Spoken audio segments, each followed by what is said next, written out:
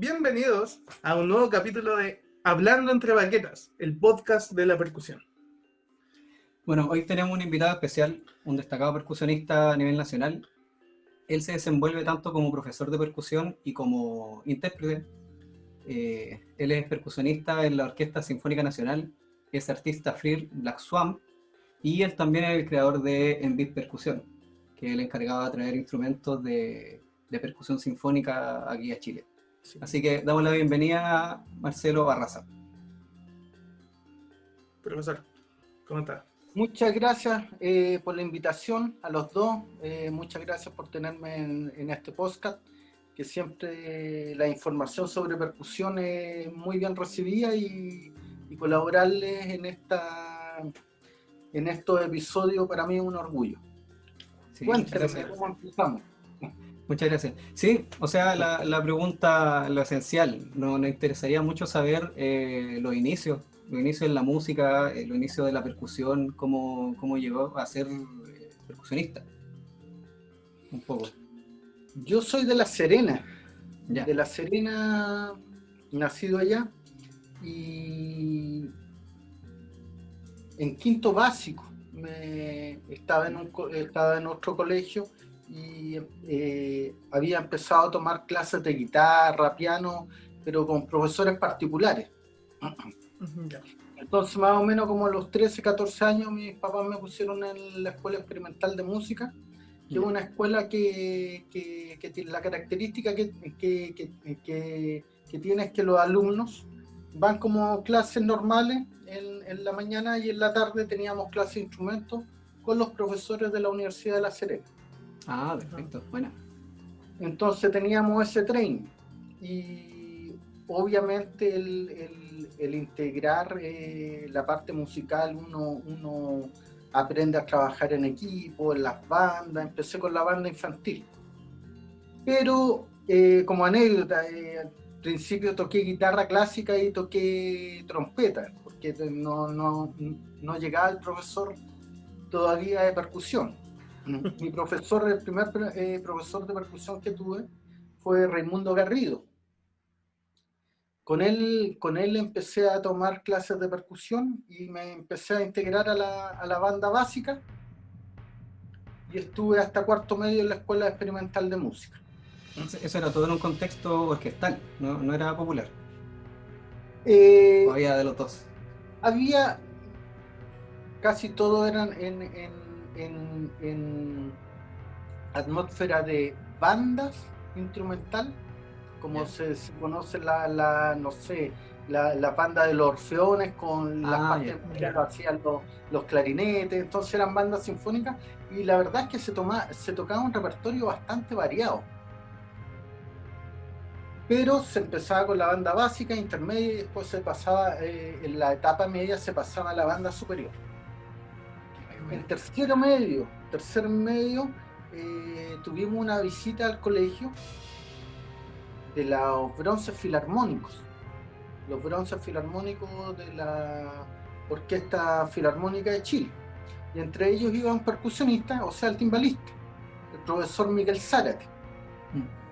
Y con él estudié desde tercero medio. Viajaba los fines de semana a Santiago y él me daba lecciones y yo volvía a preparar las cosas paralelamente también con mi profesor de La Serena. Tenían un link ellos dos porque se conocían desde la Universidad de Chile. Entonces tenía esa facilidad de estudiar con dos profesores. Bien. Después de terminada la enseñanza media, me trasladé y quedé en la Universidad Católica de Chile. Ahí empecé a tomar clases con el profesor Carlos Vera.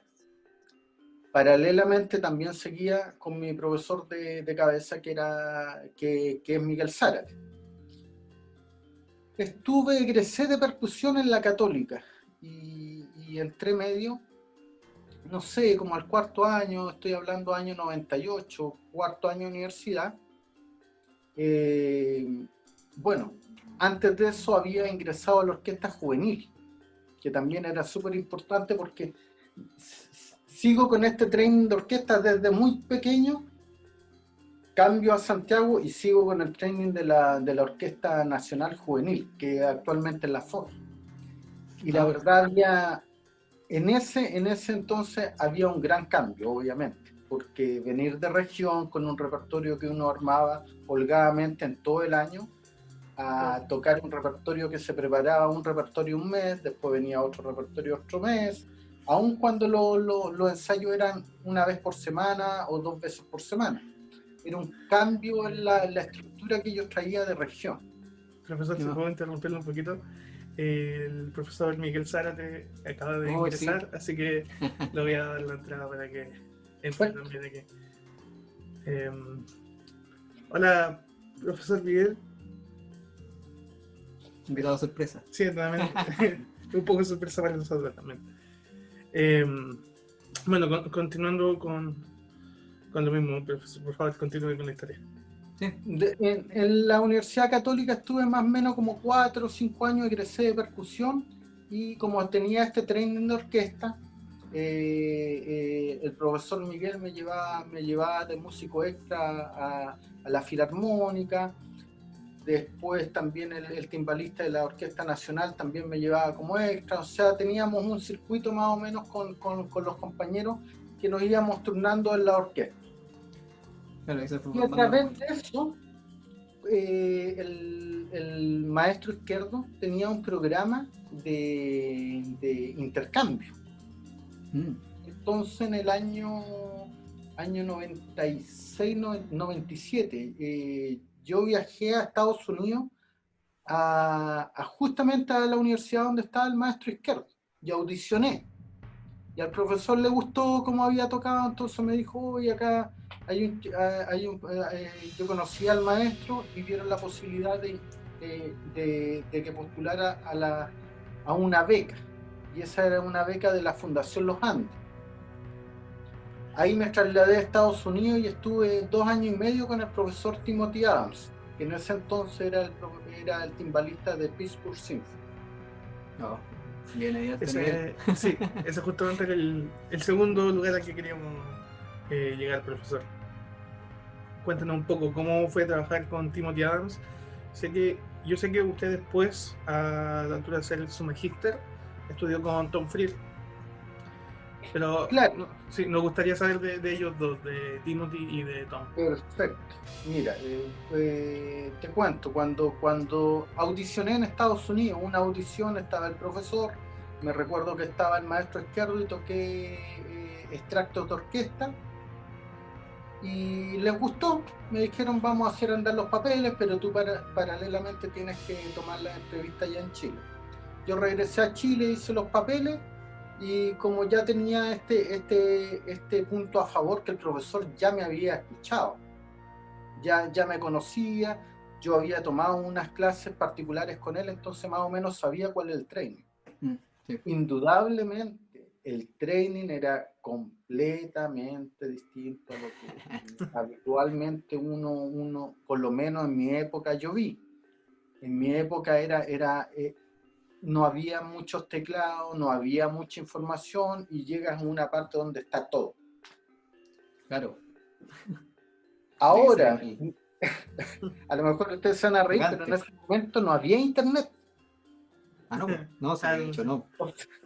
Nosotros, Stigwise vendía, el Stigwise es como el sitio más popular en Estados Unidos, donde se compran accesorios, baquetas, es como una tienda especializada. Ellos tenían un catálogo de papel también. Entonces nosotros muchas veces con mis compañeros, que además fueron 2 chilenos más, era Gerardo Salazar y Leonardo Soto. Leonardo Soto, exactamente, timbalista de Houston. La primera generación de percusionistas que fue a Pittsburgh fue la generación donde estaba el profesor Miguel Zárate, Mario Baeza y Patricio Hernández. Ellos fueron la primera generación, y después al otro año fuimos nosotros la segunda generación. En ese training con Tim, claro, vimos repertorio de orquesta, un poco de técnica, pero además había otros tipos de problemas que yo personalmente era primera vez que salía a otro país con otro idioma, entonces la barrera del idioma y además de región muy tímido, estudié mucho, repetí mucho, veía qué es lo que hacía el profesor y traté de meterme como podía en ese sistema. Lo bueno del sistema es que uno tiene compañeros que tocan tan bien que uno está aprendiendo continuamente.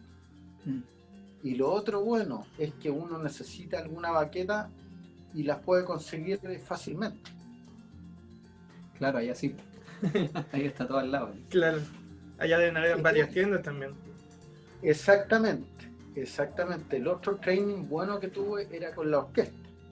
Obviamente la orquesta, si ya había visto yo un cambio desde región a la Orquesta Nacional Juvenil y después con las orquestas profesionales de Chile, también el nivel de ensayo era grande. Había atención, se hacían muchas obras contemporáneas, se hacía mucho repertorio y además venían muchos músicos invitados, directores nuevos, entonces uno iba cambiando. Eso fue lo primordial que me sirvió para después entrar a una orquesta profesional y poder aguantar el training. Sí. No. Después de mi paso por Pittsburgh, me vengo a Chile, audiciono y gano en la Sinfónica. Una historia. Sinfónica, estoy 10 años tocando como músico de fila, haciendo todo el training, aprendiendo de mis compañeros con más experiencia, de Ulises, de Jorge Suárez, ya percusionistas que están retirados, pero que en ese entonces me ayudaron mucho en comprender las obras, el estilo que se tocaba en la sinfónica, el escuchar, el esperar, todo el training de orquesta de adentrarse cuál era la sonoridad de la Orquesta Nacional de Chile. La verdad que es un training de lujo, porque tenemos directores invitados toda la semana y además siempre hemos tenido buenos titulares. Después de 10 años... Sí, eso le quería preguntar justamente. ¿Cómo compararía usted el nivel que vio allá en Estados Unidos, en la orquesta que vio allá, con el nivel de la orquesta acá en Chile? ¿Cuál es la comparación que usted haría? Hay cosas que son muy parecidas. La orquesta la orquesta en sí son muy parecidas al sistema de ensayo. La gran diferencia son las infraestructuras de la orquesta americana y al no estar preocupados de otras cosas, los músicos están 100% enfocados en su orquesta. ¿Qué quiero decir? Que los ensayos son mucho más... son reducidos en tiempo, pero con mucho más concentración. Esa es como una gran diferencia que yo veo. Inclusive a veces ellos ensayan 3 veces a la semana o 4 veces y al cuarto ensayo en la tarde ya tienen el concierto. Pero el nivel de la gente que está ahí es alto. Estamos hablando de orquestas tipo A.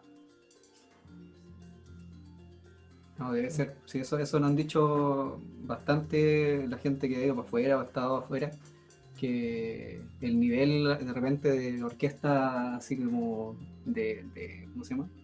De enseñanza media, ¿cómo sería? Ya son profesionales, ya suena como orquestas profesionales. Orquestas juveniles, perdón. Allá suenan ya como profesionales, entonces igual es un punto a favor de ellos. Exacto, es que tienen más recursos, la verdad es que tienen más recursos, son más grandes, les interesa también desarrollar la actividad artística. Nosotros estamos empezando recién, pero yo creo que vamos en un buen camino. Acá en Chile hay muy buenos músicos, se están haciendo muchas cosas, se está abriendo las universidades, ya no hay solamente... antiguamente yo me tenía que trasladar a Santiago para estudiar música porque en La Serena no estaba el instrumentista. Hoy en día ustedes están en región y tienen la posibilidad de estudiar en la universidad, eso es un gran paso. Sí, no, gigante. No, y nosotros eso tenemos la posibilidad de estudiar con un muy buen profesor. También. Aún estando en una región pequeña y en una ciudad pequeña. Yo creo lo mismo, que Chile está creciendo a nivel de percusión, a nivel de música y de cultura.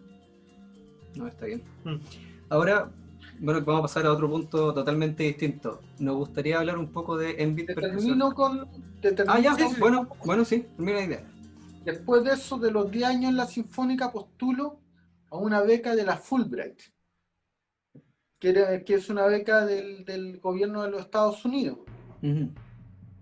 Postulé como un año en la beca y la verdad es que a la gente de Fulbright le interesó que hubiese un artista. Y ya tenía el precedente que había estado en Estados Unidos. Con Tim Adams yo hice un diplomado, no era un título, Ya. sino que era un diploma, era un Performance Resident Program, que era un programa de ir a tocar en la orquesta, de tocar en la orquesta y además tomar estas clases privadas con el profesor. Cuando gano la beca Fulbright, ellos me mandan 8 meses a estudiar inglés. Me dicen, mira, ya esto se pone más difícil porque vas a hacer un máster y la carga de la universidad es más alta, tienes que hacer paper, tienes que defender tu tesis, tienes que hacer una serie de cosas que con el inglés que tienes no te va a dar. Me mandan 8 meses a Ohio, a Athens, y empiezo a estudiar full inglés, todo el día inglés. Pero en la universidad me doy cuenta que había un departamento de música. Ay. Entonces siempre pasaba ahí y me metía por si Se se veía escuchaba el algún instrumento. percusionista, entonces ahí Claro. mirando y de repente veo una marimba one, así una tremenda marimba 5 octavas. Y habían como 3 salas de percusión y empiezo ya a tratar de... Le pregunté que quién era el profe, que cuándo venía, así como que no, oye, que Claro. cambió un poco. Y ahí conocí al profe Roger Brown, súper buen profesor, muy simpático. Y empezamos, le dije, yo toco un poquito y me gustaría tomar unas clases. Claro, me dijo, no tengo ningún problema. Y me dijo, ven un día, y me hizo tocar un poco de timbal, un poco de tambor. Me preguntó de dónde venía, le conté, le conté un poco de todo, el popurrí. El asunto que le gustó como tocaba y me preguntó qué era lo que me gustaría ver con él. Y yo la verdad es que nunca había estudiado marimba. En La Serena había llegado un instrumento de la marimba cuando ya estaba saliendo del colegio, y en la Católica estaba el repertorio básico de teclado. Llegamos, no sé, a tocar algún máster de 4 baquetas, algo así. Pero no se desarrollaba esta escuela inmensa de marimba que hay hoy en día. Aún así, como era un desafío y a mí me gustaba, tomé clases con él de repertorio de marimba, Bach, cosas así, y ahí estuve con él 8 meses, paralelamente estudiando inglés, y después tuve que postular. Ahí postulé a varias universidades, Temple University con Anna Nevel, postulé a Nueva York, me parece, con ¿cómo se llama? Christopher Lamb. También tomé una audición que me llevó el Leonardo Soto. ¿Ya? Como habíamos sido compañeros, él todavía no llegaba a Houston Symphony, estaba en ese tiempo en Charlotte. Entonces me dice, oye, yo tengo un colega en la orquesta que trabaja en la universidad y es re bueno. Toma la audición también con él. Tomé con todos los que pude. Aprovechando. Y obviamente antes de irme a Chile, yo siempre por el profesor Miguel nos llamaba la atención cómo sonaba la orquesta de Cleveland, cómo sonaban las grabaciones con George Sell, cómo sonaba Duff, y uno se imaginaba realmente cómo era, cómo será el hall, cómo eran los timbales. Y el primer viaje a Estados Unidos estudio con Tim Adams, que había sido alumno directo de Duff. En el intermedio, que estaba estudiando con Tim, hago un viaje con Leo. Que le digo, Leo, oye, vamos a conocer Cleveland, vamos a conocer al profe y tomamos unas clases. Y justamente con Tim y Tom, muy buenos amigos, se llamaron, van unos alumnos, van para allá, ¿ok? Ese fue mi primer encuentro con Freer. en ese tiempo. Después cuando me gané la beca Fulbright, Leo también tomaba clases con Tom. Entonces le dice, oye, ¿te acuerdas de Marcelo? Tomamos unas clases y él quiere, le contó todo mi plan. Así que le mandé un video y el profe me dijo, sí, ok, te espero. No sabes nada lo que te espera. Y ahí, exactamente, ahí el nivel era mucho más exigente. Mucho más exigente. No sé, les puedo contar un poco cómo, porque Sí. dentro de las preguntas que me enviaron tenían que ver cómo estudiaban. Les puedo contar Claro. un poco de eso. ¿No? Sí. Sí. Adelante. Una de las cosas que a mí me llamó la atención profundamente fue que ya llegué, el profesor nos llamó, habíamos seis alumnos en el programa de máster. Solamente 6, 3 americanos y 3 internacionales. Eso era todo lo que tomaba el profe Frier, y la primera clase me acuerdo que me dice bienvenido, cómo fue el viaje, qué bueno que vas a estudiar conmigo, todo bonito, no te preocupes, todo maravilloso, tienes toda la infraestructura, 6 salas, tienes un código para cada sala, y perfecto, yo con mi cuadernito ordenadito. Profe, ¿cuándo es la clase?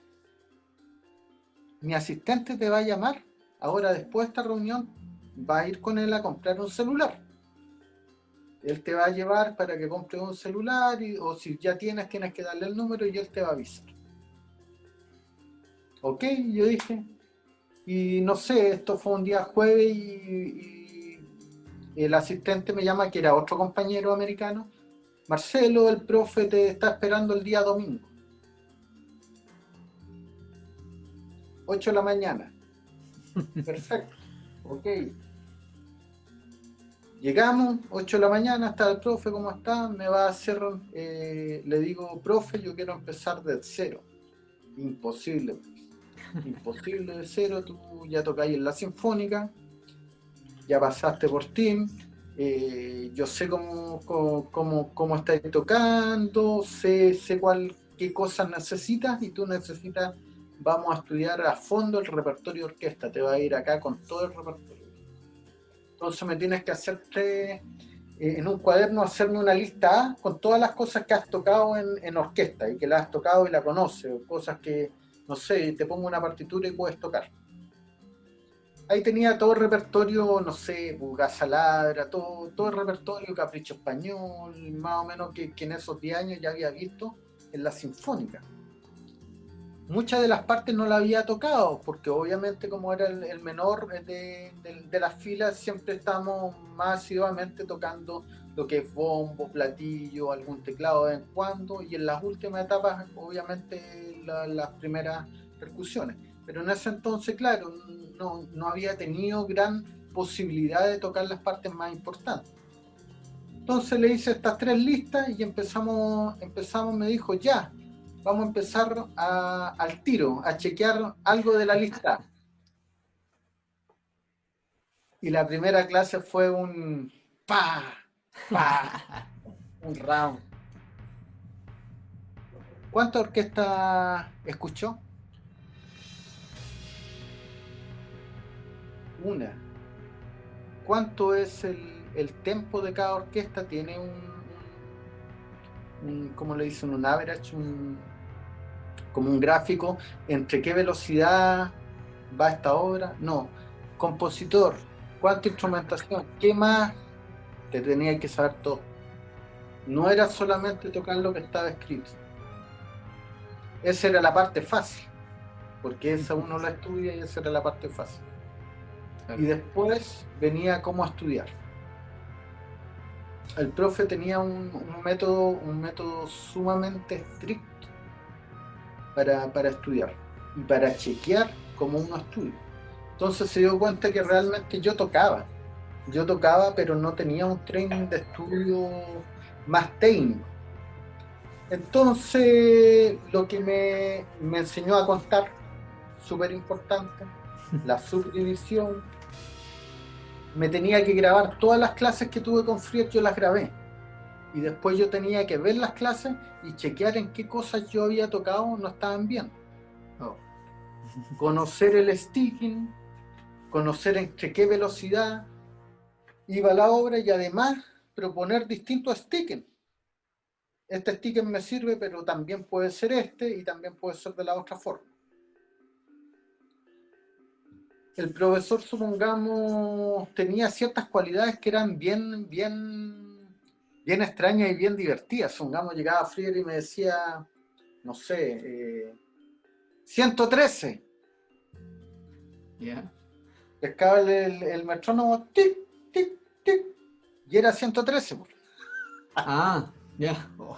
Tenía esas cualidades o cosas así de repertorio. El repertorio se lo sabía de memoria. Tenía una memoria fotográfica impresionante. Se sabía libros. Se acordaba mucho de cómo funcionaban ciertas baquetas en la orquesta. Entonces, como yo ya tenía el training de orquesta, yo hablaba otras cosas con el profe que era, ya, ok, está la parte técnica, pero en orquesta. Yo me acuerdo, yo le decía cuando lo tocábamos, esta parte es bien difícil porque va la flauta, ya me empecé a meter en la onda de él. Entonces eso me ayudó mucho a tener concepto. ¿Por qué? Porque nosotros muchas veces los instrumentos de percusión suenan re fuerte. Sí. Y muchas veces no sabemos utilizar esa sonoridad en pos de la orquesta. Nosotros somos como le damos los brillos a la orquesta, pero en ningún caso tenemos que tapar a la orquesta. Entonces ese tipo de concepto a mí me quedó muy claro con el profe Frier, y por esa razón entiendo cómo sonaba esa fila. Ninguno de los instrumentistas de la fila de 5 tocaba sobre otro. Entonces siempre sonaba muy bien. Ese concepto elegante de tocar, ese concepto de tocar, que una cuartina tenga el mismo espacio entre las notas, que no esté las primeras semicorcheas más juntas que las últimas, las diferencias de los tresillos con la semicorchea, todo ese tipo de inflexiones que tiene la orquesta, me las enseñó. Entonces los primeros 6 meses estuve estudiando full. Yo llegaba a las 8 de la mañana, tenía una hora de mano, que le decíamos nosotros, mano un poco para... Y después venía toda la mañana escalas, dos octavas, menores, mayores, la aumentada, disminuida, toda la escala, arpegio, todo eso, y después un poquito de ragtime, y después lectura. Habían cosas, mis compañeros, todos los demás yo los tenía así, todos tocaban bien, todos tocaban bien, siempre aprendía algo de ellos, y había uno entre ellos que era Jordan Worth, está en Toledo Symphony. Él tocaba pero extraordinariamente perfecto, y a él yo le pregunté, oye Jordan, yo necesito que me ayudes, yo veo que tocas muy bien, que tienes un buen nivel, y yo me tengo que regresar a Chile, así que yo necesito que tú seas objetivo conmigo y que me puedas hacer una buena crítica. Claro. Porque los compañeros obviamente me decían, no, está bien, pues no te preocupes, dale nomás. Y con Jordan, me recuerdo varias cosas que aprendí con él. Supongamos, no sé, me recuerdo que me daba ejemplos, supongamos, no sé, toqué una vez el bolero, oye, escúchame el bolero, tenía el sticking, yo lo estaba tocando bastante piano. Y Jordan se acerca y me dice, oye, estáis tocando mejor, tenéis mejor control de las manos, se está escuchando bien esto, y me dijo, estáis tocando como, yo diría, en una audición como, no sé, 100 personas que van a tocar a tu volumen. Me dice, permiso, mira, y lo tocó al doble de bajo. Me dijo, yo debo estar entre 200 personas. Y ahí tenemos que seguir. A ver cómo nos acercamos. Entonces el nivel de los otros compañeros era alto. Era alto, siempre tenías que aprender. Pero, por el otro lado, yo tenía la experiencia. Cuando venía alguna parte de orquesta, yo escuchaba algo, esto es Mahler, o esto es tanto, esto sí, oye, ojo, que este es bombo con attachment. Teníamos ese training con los compañeros que todos nos admiraban. Yo admiré mucho a mis compañeros, salía a verlos cuando tocaban, me gustaba mucho esa convivencia que había. Entonces el profe yo ya le tomé el pulso y ya las últimas clases habían sido, sí, esto es, tenéis que seguir más rápido, este sticking, lo otro, entonces ya fue la convivencia mucho más directa y empecé a hacer algunos trainings en orquesta ya también, toqué como músico extra. Bien. Pero el celular no sonaba una vez a la semana. Supongamos, tuve esa clase el domingo y después la próxima clase fue un jueves. Y después ese jueves el profe no apareció en 2 semanas y de repente otro domingo a las 8. No comprendía. Cuando me vine el profe se reía, me dijo, Frieder, la verdad es que hiciste todo lo que te pedí y te felicito. Y el asunto del celular es porque yo no doy espacio a que la gente pueda dormirse con esto. Siempre tienes que estar listo. Entonces ahí me hizo clic que teníamos clase cualquier día, a cualquier hora. Y no era que pasara una semana y venía a tu clase. Claro, ¿no? Sí, otra visión de la enseñanza, ¿no? Es un método interesante también. Sí, ¿no? Bueno, Debe ser muy efectivo. estar alerta todo el rato, ¿no? Y te obliga a estudiar, o sea, si para Claro. terminar tu clase vamos a estudiar porque quizás mañana tengo otra clase. Quizás. Lo otro que también que el profe tenía exactamente las horas, es como horas de vuelo de un piloto. Sabía exactamente, bueno, son cosas que después yo supe, pero sabía exactamente a la hora que llegábamos a los alumnos del máster. Si es que quién se levantaba temprano, quién estaba de lunes a lunes. Entonces, por esa razón, muchas clases eran los sábados. Me imagino que, como usted dijo, que las salas tenían códigos, lo más probable es que también guardaban un registro. Seguramente guardaban un registro, pero la verdad es que había un súper ambiente musical. Y además el profesor Frieder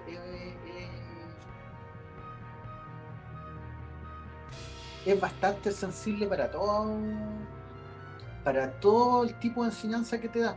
Siempre tiene un porqué. Supongamos la cámara de video a mí me ayudó mucho porque podía realmente ver cómo estaba tocando. Podía ver que a lo mejor tenía un hombro más caído que el otro, que a lo mejor la posición no estaba bien, que a lo mejor no tenía bien puesto el tambor, una serie de detalles. Entonces, y lo otro que al escuchar a un profesor de un nivel tan alto, uno va imitando también. Los teclados los tocan muy abajo, no pierden rapidez levantando mucho las baquetas. Entonces, una serie de detalles que ayudan para el desarrollo de los estudiantes en la percusión. Son otra visión y uno va desarrollando eso. Qué bien, ¿no? Interesante saber todas esas formas de enseñanza. Nunca me imaginé tampoco que podría ser así. No, por eso es que eres. Entonces. La fuerza de la costumbre también, o sea, nosotros estamos acostumbrados también a lo que viene a ser como el sistema tradicional de conservatorio. Que yo creo que el sistema que hay aquí en Chile, en todo Chile, no creo que sea muy distinto al sistema por el que pasamos nosotros en la Universidad de Talca a lo que se hace en Santiago. que tenemos nuestra clase semanal, nuestro horario de estudio, nuestro espacio para estudiar y todo. Claro. Ah, pero Sí, pero la salvedad yo estaba haciendo un magíster, no. entonces era una especialidad. Entonces, obviamente te ponían la soga al cuello, porque tenías que rendir a la velocidad que el profe quería. Ahora, no quiere decir que el profe te aceptaba en un máster y tú seguías en la carrera del máster. Yo vi gente que tuvo que retirarse y tomar clases con otro profesor porque lamentablemente no llegó al nivel que quería el profesor. Ahora el profe siempre, lo bueno que tiene, que siempre te va a decir algo objetivo, porque de repente uno tiene muchas expectativas y un buen profesor te va a decir, sí, te va a desarrollar las partes más potenciadas que uno tiene. Eso me recuerda cuando conocí a Cloyd Duff. Cloyd Duff, el timbalista de Cleveland en el tiempo de Cell. Tuvimos una clase y fui y toqué para él. Y me recuerdo, una de las cosas muy bonitas que recuerdo del profesor era que, bueno, era un caballero. Era un caballero y te potenciaba. No te decía, a lo mejor uno no tenía un buen trémolo o quizás una afinación muy buena, y te decía, vamos a trabajar en esto, pero a mí me gustó esta, no sé, por decirte una tontera, me gustó la forma que tú proyectas al tocar, o me gustaron tus trémolos, se ven que estás tocando relajado, que no estás, siempre te daba algo positivo. Y ese otro tipo de enseñanza de que no es tan así, tienes que hacer esto, te potencian las cosas positivas. Pero obviamente tiene que ir con un training de estudio severo para poder alcanzar esa meta. No. Profesor, ¿le parece si tomamos una pequeña pausa, unos 2-3 minutos? Para ir a buscar agüita y luego volvemos.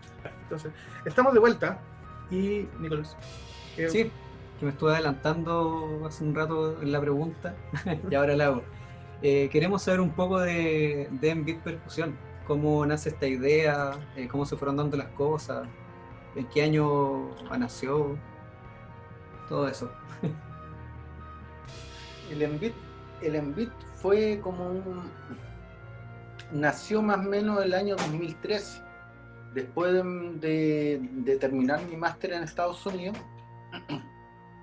El profesor ya tenía su línea de baqueta, la cual yo conocía bien y me parecía que eran productos muy buenos en el mercado de Estados Unidos. De hecho, uno del top de línea de Estados Unidos. Yo tengo aquí mi... Sí, Maximiliano tiene su juego ahí. Yo tengo aquí mi frizz, que de hecho se la compré a usted. Tengo 2 pares. Exactamente. La Freer de tambor. Que le agradezco mucho porque me han ayudado un montón. De nada, esa es la idea, ayudar a los percusionistas, a los estudiantes. El profesor tenía esta pequeña empresa de sus baquetas. Tenía muchos modelos de xilofón, glockenspiel, tambor. Tenía varias ideas. Entonces había desarrollado esto y luego se cambió a ProMark. Yo estuve en la transición desde cuando él estaba solo y cuando estuvo en ProMark. En ProMark, obviamente, el precio bajó porque era una industria grande. Pero había un detalle que al profe no le gustó mucho: el control de calidad de ProMark. Porque estamos hablando de personas que son percusionistas, que son el top line de la percusión en el mundo, entonces quieren que todos los detalles de una baqueta, el peso, que todo venga perfecto. Entonces, en ese concepto, el profe tuvo una migración y les dijo: miren, sabe que estoy súper agradecido, pero me gustaría seguir innovando en las baquetas y necesito un control de calidad más amplio, más acorde al producto que yo hago. Claro, sí. Entonces él volvió. Y en esa vuelta, yo ahí, bueno, él siempre tenía una muy buena relación con el profe Freer, y en eso me dice: oye, ¿por qué no te llevas las baquetas a Chile para que las muestres? Entonces fue un sinfín de cosas. Yo tenía buenos instrumentos porque había estado en Estados Unidos, entonces me adquirí mi tambor, el que tocó en orquesta, adquirí platillo a través del profe con su auspicio, otras cosas, entonces empecé a conocer un poco lo que era la lutería, porque además el profe se dedicaba a arreglar, a restaurar instrumentos, entonces yo ahí aprendí, no sé, la mantención de los timbales, los cambios de los parches, cómo se tenían que afinar las bordonas Pearl, porque además teníamos un plus. El profe era artista Pearl y ya había diseñado para Clevelander, había diseñado varias cosas para GMS, entonces ya tenía este training. El profe... Entonces, supongamos, los primeros Pearl Philharmonic, los prototipos estaban en la universidad. Entonces uno tenía bastante lleno de tambores, Clevelander, Hinger, Pearl, llegaba a casi todo. Entonces en ese tiempo nosotros probábamos los tambores y le damos las opiniones, no sé, oiga profe, esta bordona se queda pegada, o hay que... Entonces él nos iba explicando la mecánica del instrumento. La mecánica, cómo funcionaba y cómo tenía que sonar, cómo era la afinación del parche arriba abajo, cómo se afinaban los tambores, cuál tipo de bordona se afinaba primero, la amarilla que era para darle los fortes, la de cables cables de acero eran los que eran mesofortes, y al último se hacía la espiral o de cable de guitarra, en los modelos que son con microafinación. También nos enseñaba por qué se ponían las bordonas, no se ponían de una tensión pareja para que dieran más armónicos de lado, para las bordonas Hinger, para las bordonas de cable. Entonces, en ese training, y además que yo había traído muchos instrumentos a Chile, algunas orquestas me empezaron a llamar para que les arrendara instrumentos. Entonces uno de los clientes me dice, mijito, ¿sabes que necesitamos todo el año algunos instrumentos, pero tiene que sacar, no sé, esta cosa de la iniciación de actividades porque no le podemos pagar por él? Y se dio todo con un amigo que era justo abogado, yo te ayudo, y hicimos esto. El profe me empezó a mandar la paqueta. Después supo otro ex alumno que tenía otra fábrica. Y ahí empecé con Black Swan. Y así, todos con link con el profe Frier. Los parches Evans, sí, oye, hay un alumno mío que está allá, trabaja bien, entonces. Era algo que yo no andaba buscando. Llegó. Pero tuve que hacerlo porque al profe yo no le iba a decir que no. Pero además, había un plus. Y así yo me mantenía en contacto con Estados Unidos y sabía lo que estaba pasando allá. Porque a mí me interesaba eso. Me interesaba seguir teniendo un contacto con las marcas de Estados Unidos y empezar a estudiar más a fondo lo que era la anatomía del instrumento, por decirlo así.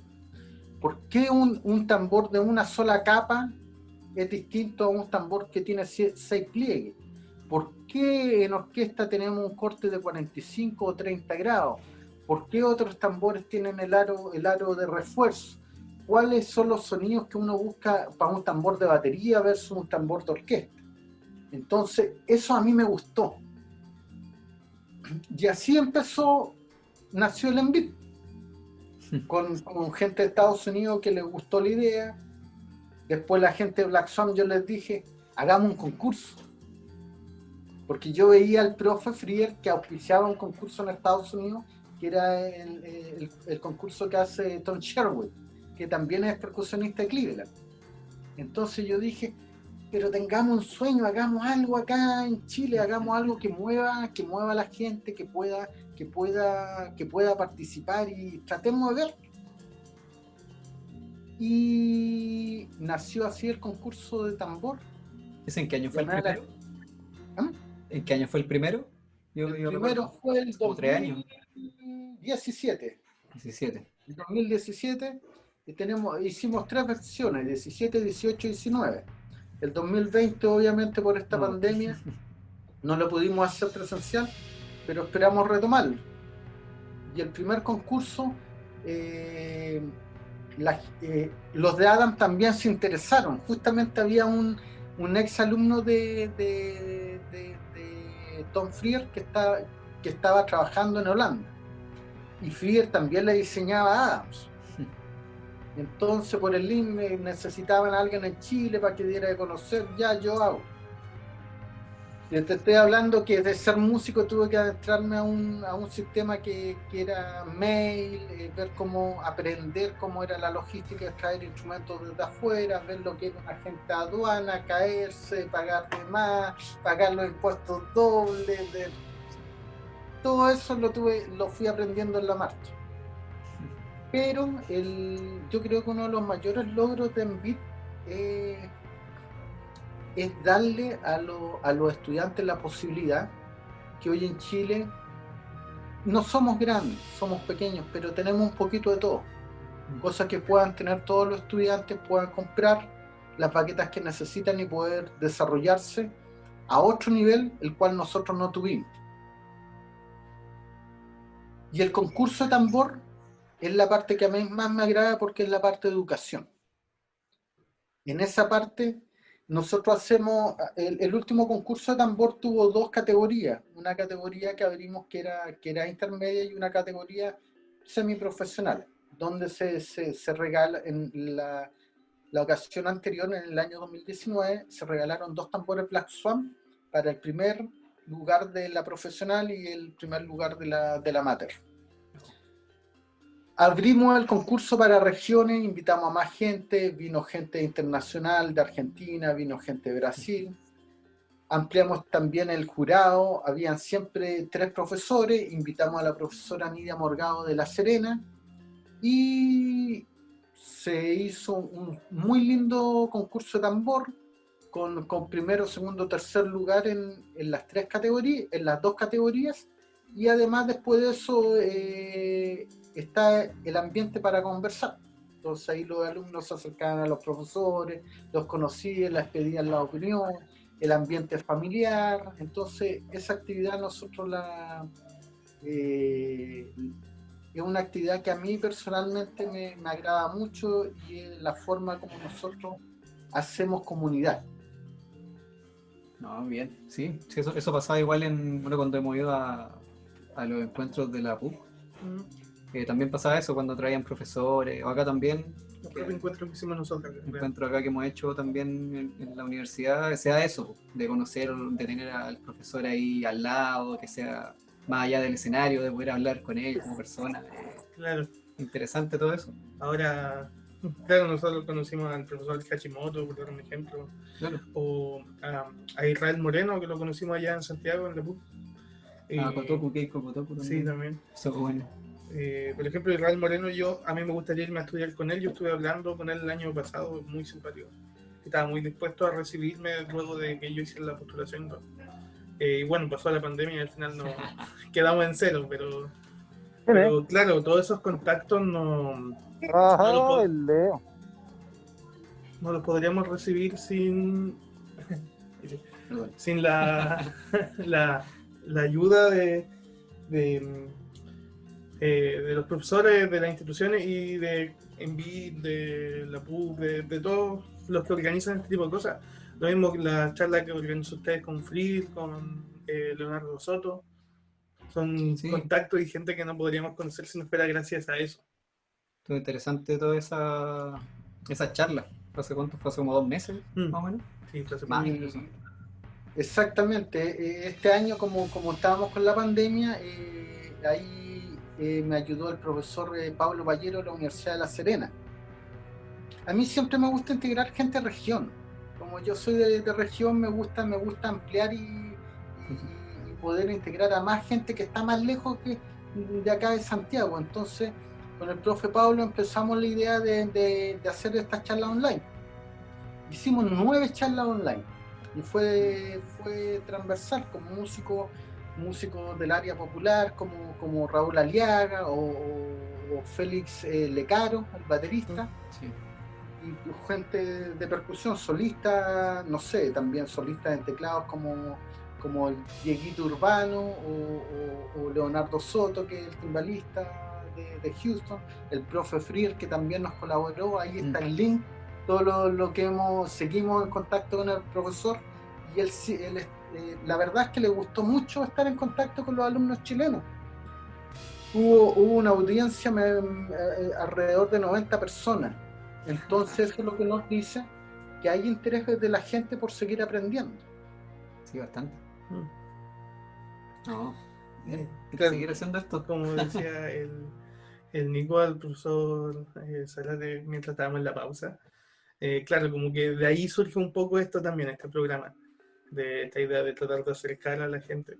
Pero nuestra idea era como más que quedar esto permanente en YouTube, que la gente pueda ver cada una de estas como entrevistas, las podcasts que hacemos. Y queda ahí para siempre. Para el que quiera ver, que quiera escuchar un poco la historia de cómo se llegó, cómo llegaron a este profesor a ser lo que son hoy. Claro. Nos gustaría continuar un poco y hablar de su carrera actual, tocando en la Sinfónica. Y bueno, lo de Envid ya, ya hablé un poco de lo que están haciendo ahora. Entonces, si está haciendo clase ahora, dónde, cómo es el trabajo actual con la Sinfónica, no sé cómo estarán trabajando con esto de la pandemia. Así que ahí sí nos puede contar un poco de eso. Actualmente, bueno, como todos sabemos, estamos en esta pandemia, pero no obstante, en la Sinfónica yo llevo 20 años. Este es mi año número 20, entré a los 24 años a la orquesta.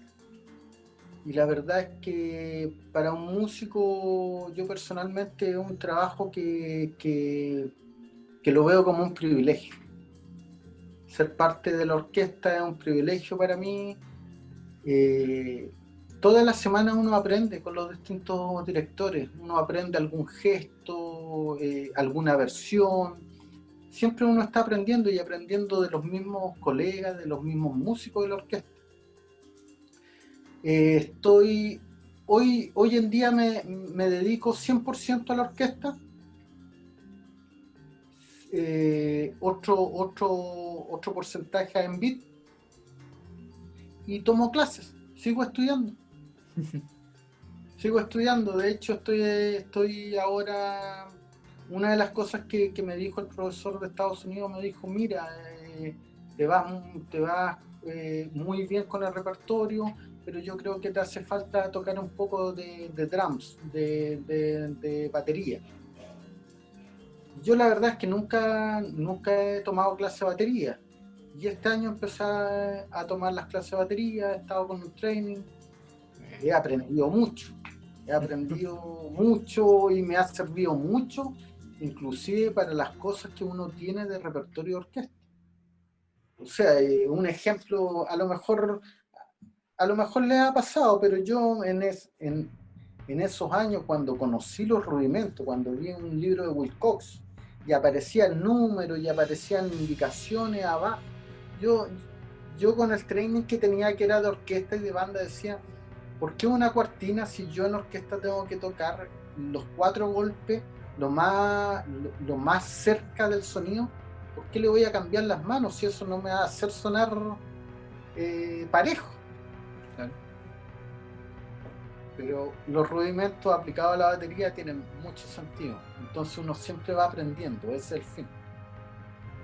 Tomo mis clases de baterías con el profesor Félix Lecaro, y el otro hobby que tengo son los vintage, los tambores vintage y hacer lutería, parches de cuero.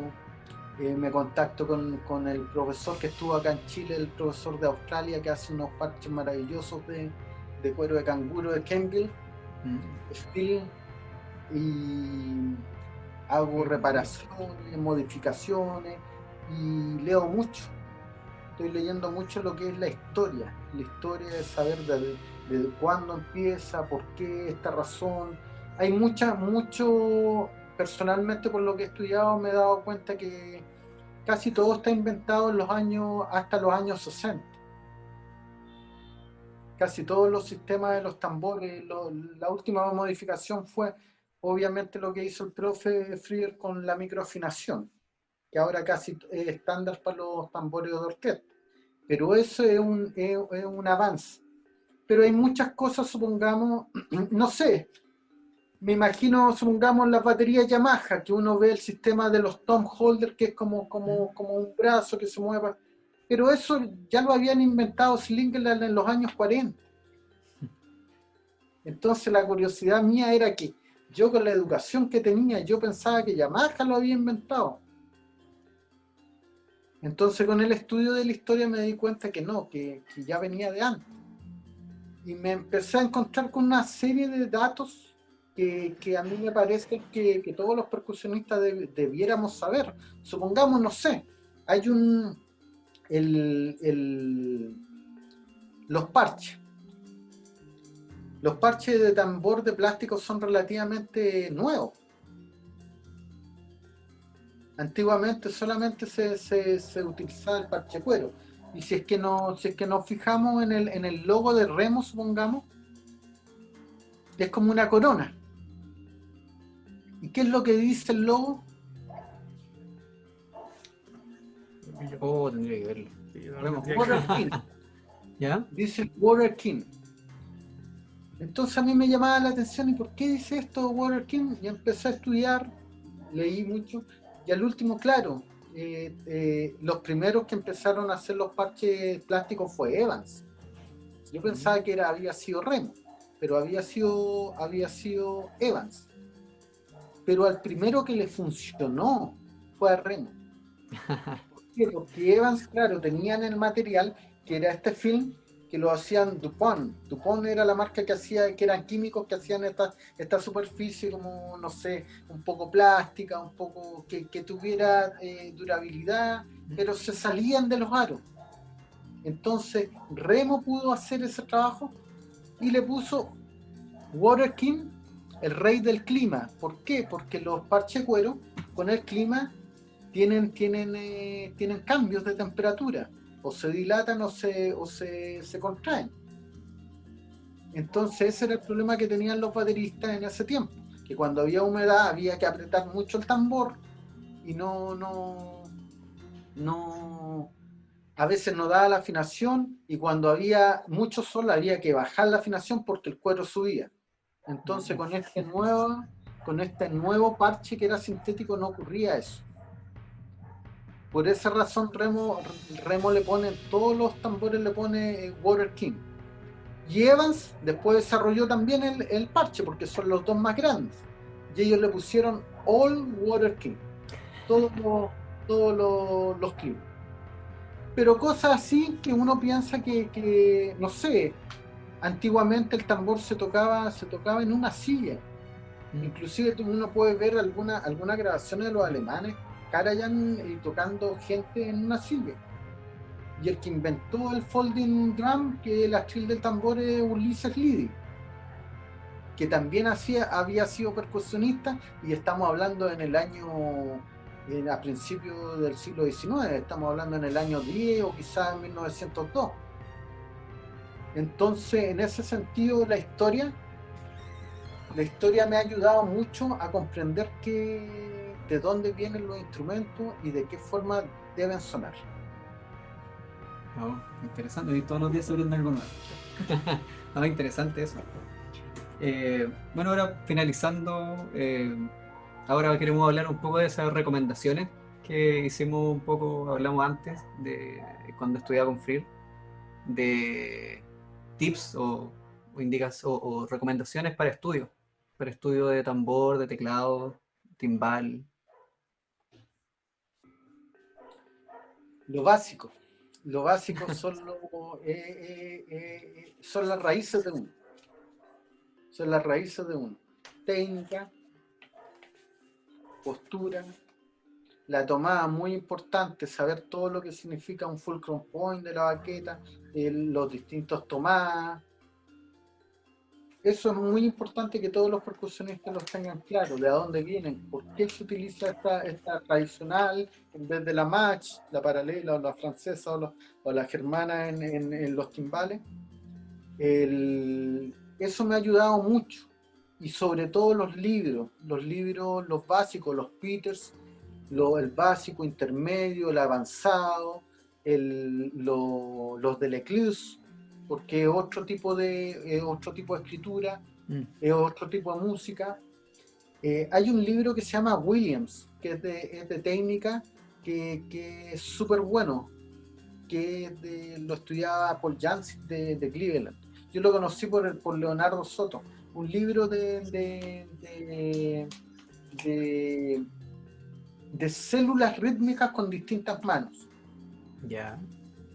Los Peter Development Dexterity, Dexterity Development, creo que se llama, el color salmón del Peters. Hay mucha técnica, los Accent and Rebound, los George Stone, los Stick Control, todo eso son la Biblia. Y teclado, la escala, mayores, menores, disminuida, aumentada, séptima mayor, séptima menor, todo el teclado arriba abajo, los Macmillan, los Goldenberg, todo eso ayuda. Pero yo lo que más recomiendo es que yo, por lo menos lo que a mí me ha resultado, yo estudio harta técnica, desarrollando como la técnica, teniendo los rudimentos claros, uno después los aplica. Eso es lo que yo hago. Y por lo menos tengo la costumbre de tratar de tocar por lo menos una hora diaria. Por lo menos una hora diaria. A veces hay días domingo porque uno está más aburrido, más cansado, que no lo hace. Pero por lo menos estudio una hora en la batería, mano, estar en contacto con el instrumento, o leyendo que tenga que ver del instrumento, escuchando, viendo videos. Eso es más o menos lo que yo hago. Profesor, ¿tiene alguna forma específica en la cual usted aborda una pieza nueva? ¿O le llega un nuevo repertorio que nunca ha tocado? ¿Cómo inicia el proceso para aprender una pieza nueva? Dependiendo de qué pieza es, pero supongamos una pieza normal, supongamos un set de percusión. Lo primero es ver la información que uno tiene en la partitura. Por lo general reviso si es que hay alguna grabación, algo de cómo tener una cierta imagen de cómo es la obra. Si es que no existe eso, me voy a lo medular. El tempo, veo cuál es el set, cómo yo armo el set. Yo a veces los sets no los armo muy tradicionales, pero por cosas de que me gusta tocar más como percusión, no sé, lo acomodo a mi parecer, de la forma que más cómodo me siento. Siempre veo que yo me tengo que sentir muy cómodo con el set o con la música que estoy tocando. Después hago un trabajo de ver el sticking, porque a distintas velocidades uno puede utilizar uno por mano, puede repetir alguna mano que le haga sentido en cierto extracto. Después de eso lo estudio en los tambores. Cuando ya lo tengo en los tambores, muchas veces yo vivo en un departamento, no puedo tocar al volumen de la orquesta, pero ya más o menos estudio los movimientos, para dónde va. Si una pieza en tambor la toco sobre grabación, supongamos, no sé, tengo que tocar el Capricho Español, la toco sobre una grabación, para adecuarme al sonido, como es, los batimentos, si la velocidad, tengo que cambiar este batimento, hago este otro, siempre lo estoy tocando. Y en la orquesta, cuando llego, por lo general, no sé, el día lunes, si es que tenemos ensayo a las 9:30, yo llego a las 8, entonces estoy relajado para tocar a las 9:30. Eso es súper importante. Otra cosa que yo aprendí del profesor Zárate. Yo cuando estaba de estudiante en la transición de La Serena a Santiago, yo veía que él tenía función en ese tiempo en la Filarmónica a las 7:30 o a las 7:20, algo así. Y él salía a las 3 de la tarde. Y yo no entendía por qué ¿por qué va a salir tanto tiempo antes? Y me decía, claro, un timbalista, yo chequeo la afinación del timbal, que esté todo ok, me pongo a estudiar, repasar la música, todo perfecto para el concierto, para uno tocar bien. Eso lo aprendí y lo puso en práctica y es algo que verdaderamente ayuda y uno disfruta el concierto. Más que llegar 20 minutos antes. Claro. Que es lo que a veces sucede mucho, tenemos algunos vicios, pero sucede. Pero yo les recomiendo que prueben con el otro sistema. ¿Por qué? Uno ya el escenario, primero, ya tiene todo resuelto el setup que uno tiene, ve la sonoridad, yo como utilizo parche cuero, con las temperaturas del teatro uno va jugando con las tensiones, repasar algún pasajito, ver la sonoridad. Lo recomiendo 100%, llegar una horita antes por lo menos para estar bien, tomarse un café, estar tranquilo, no estar a última hora. Claro.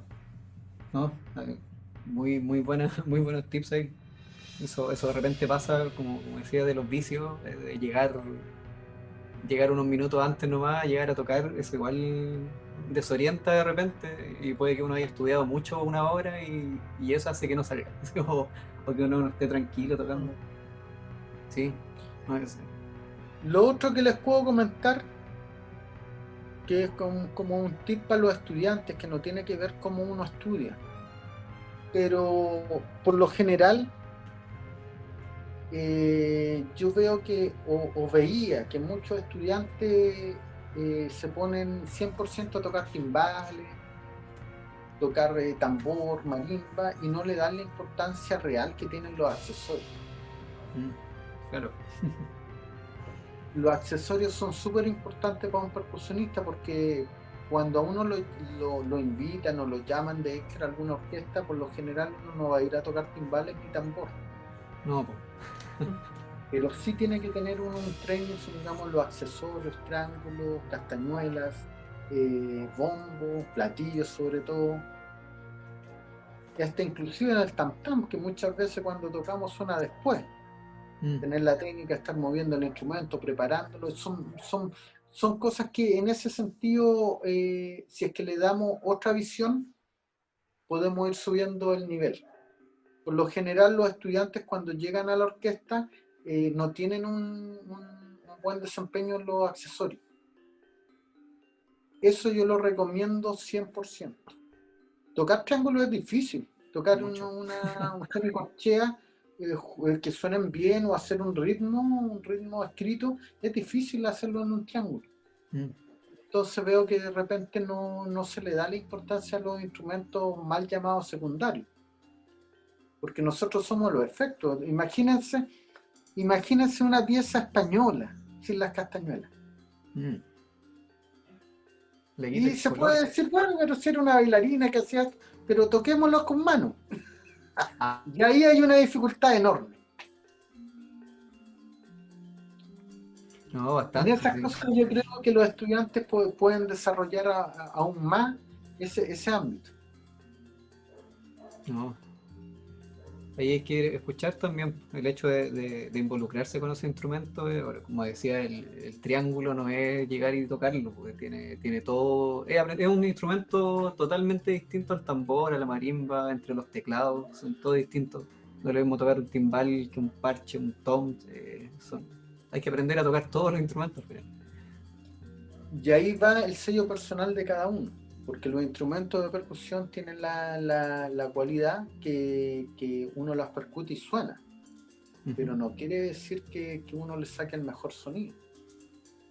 El triángulo tiene partes donde van a salir todos los armónicos, otras partes donde va a sonar la nota más nítida o más alto, más abajo, y eso un percusionista tiene que manejarlo. Claro. Si es que uno no maneja, supongamos, la sonoridad, la tensión de las castañuelas, uno no puede saber cómo funciona el instrumento o qué le va a dar. Yo no puedo tocar con un tambor de 8 una parte que es para un tambor piccolo. Entonces tenemos que tener esa ese conocimiento para tocar de mejor forma la parte y desarrollarla en pos del desarrollo de uno también como músico. Porque uno cada vez quiere ir sonando mejor, por eso uno va cambiando de instrumento. Sí, porque es más bonito. Exactamente. Sí, es todo un mundo. Bueno, por eso yo creo que uno cuando se empieza a meter en la percusión, eso también es la segunda parte que uno no conoce. Uno quiere llegar a tocar rudimentos y tocar rápido, y con el tiempo uno se da cuenta, no, es otra cosa. En la orquesta no somos los solistas, bueno, la mayoría de las veces es efecto, y hay que hacerlo bien, hay que ver lo mismo del triángulo, vuelvo al triángulo. El triángulo no es un instrumento difícil. Hay que saber en qué lugar tocar el triángulo para cierta parte de la obra. No es el mismo sonido en la primera sección que la segunda, es todo un cuento. Y eso ya va a ser músico, como ya somos músicos en la orquesta. El triángulo de Mozart no va a sonar igual que el de Wagner. No. No. Todo eso es lo que ese tipo de conocimiento es lo que nos ayudan a crecer más como instrumentistas. Sí, no, es necesario. Bueno, Marcelo, ya, claro, ya estamos finalizando esta conversación, está muy buena, podríamos seguir más rato. Bueno, darte las gracias primero por aceptar la invitación, por darte el tiempo de hablar con nosotros de la percusión, que es lo que nos gusta, contar nuestra historia. ¿Y eso, Maxi? ¿Algo? Sí, bueno, como me dijo bien, ya estamos terminando. Me gustaría dar las gracias a Producciones Cuyén por regalarme esta polerita. Y hecha mano. Eso, sí, hecha mano, está muy buena. Eso, la verdad, muchísimas gracias, profesor, por estar con nosotros. Y ¿Está Miguel? no sé si quiere decir. Ah, sí, profesor Miguel Aprovechando también. que No sé estaba si quiere acá. decir algo, si quieren decir algo para terminar.